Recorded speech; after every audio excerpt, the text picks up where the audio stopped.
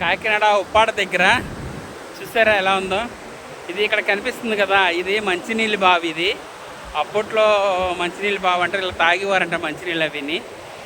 ఇక చూడండి, అంటే సముద్రం ఎంత లోతుకుండేదో ఇప్పుడు అంత దగ్గరకు వచ్చేసింది సముద్రం. వీళ్ళ దగ్గరకల్లా వచ్చేసి ఇక్కడ ఈ మంచినీళ్ళు బావి, ఇలా రోడ్డు, అక్కడ చూడ ఒక ఆవిడ ఉంది, వాళ్ళ ఇల్లు కూడా సగం సగం పోయినాయి ఇవన్నీ. సరే అదేదో చూడండి ఎలా కొట్టుకొస్తుందో. ఓకే, ఇది వచ్చింది, నా దాకా వచ్చింది వాటర్. ఓకేనా,